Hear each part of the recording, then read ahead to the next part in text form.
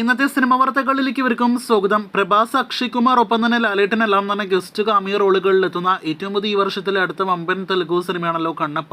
ചിത്രത്തിലെ അക്ഷയ് കുമാറിന്റെ ഒരു ഗ്ലിംസ് വീഡിയോ നാളെ ജനുവരി 20 പുറത്തു വരും എന്നൊരു ഒഫീഷ്യൽ അപ്ഡേറ്റ് വന്നിരിക്കുകയാണ്.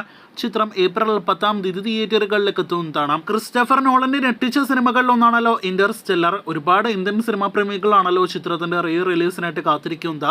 ഈ ഫെബ്രുവരി 7 ഇന്റർസ്റ്റെല്ലറിന്റെ 10ാം വാർഷിക വേളയിൽ സിനിമ വീണ്ടും തിയേറ്ററുകളിലേക്ക് എത്തുകയാണ്.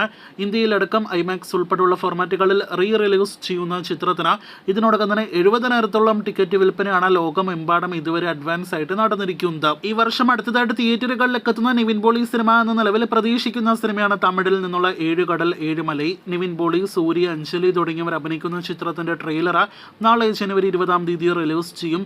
റിലീസ് തീയതി പ്രഖ്യാപനം ആ ട്രെയിലറിൽ ഉണ്ടാകുമോ എന്നാണ് നാം ഉറ്റുനോക്കുന്നത്. കാത്തിരിക്കാം സിനിമയുടെ റിലീസിനായിട്ട്. ഇന്ന് ഡിറ്റക്റ്റീവ് ഉജ്ജ്വലൻ എന്ന സിനിമയുടെ ഫസ്റ്റ് ലുക്ക് പോസ്റ്റർ വന്നിരിക്കുകയാണ്.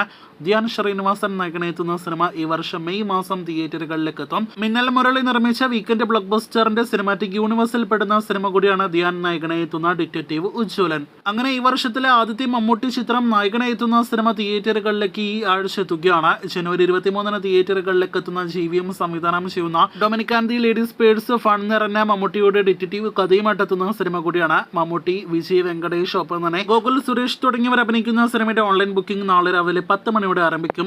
മമ്മൂട്ടി ചേട്ടന്റെ പ്രൊമോഷന്റെ ഭാഗമായുള്ള ഒരു പ്രസ് മീറ്റ് എല്ലാം തന്നെ നാളെ തന്നെ പ്രതീക്ഷിക്കുന്നുണ്ട്. അപ്പോൾ മമ്മൂട്ടി ചേട്ടന്റെ പുതിയ സിനിമയുടെ റിലീസിനായിട്ട് പ്രീ സെയിൽ കളക്ഷൻ അറിയാനായിട്ട് ആവേശത്തോടെ കാത്തിരിക്കാം.